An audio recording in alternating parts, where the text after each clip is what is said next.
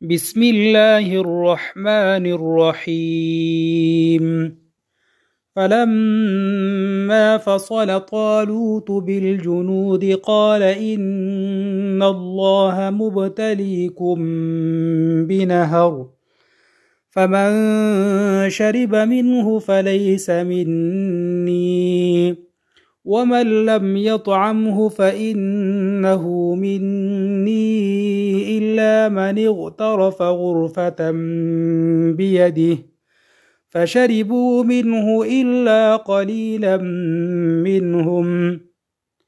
فلما جاوزه هو والذين آمنوا معه قالوا لا طاقة لنا اليوم بجالوت وجنوده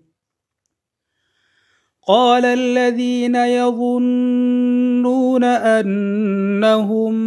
ملاقو الله كم من فئة قليلة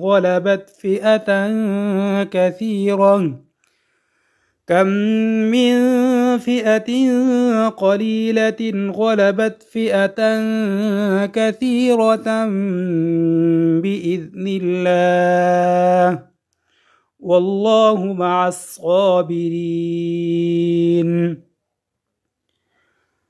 ولما برزوا لجالوت وجنوده قالوا ربنا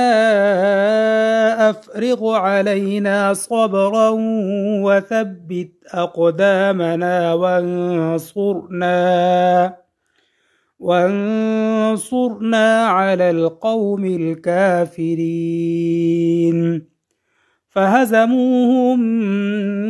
بإذن الله وقتل داود جالوت وآتاه الله الملك والحكمة وعلمه مما يشاء ولولا دفع الله الناس بعضهم ببعض لفسدت الأرض ولكن الله ذو فضل على العالمين تلك آيات الله نتلوها عليك بالحق وإنك لمن المرسلين تلك الرسل فضلنا بعضهم على بعض منهم من كلم الله ورفع بعضهم درجات وآتينا عيسى ابن مريم البينات وأيدناه بروح القدس ولو شاء الله ما اقتتل الذين من بعدهم من بعد ما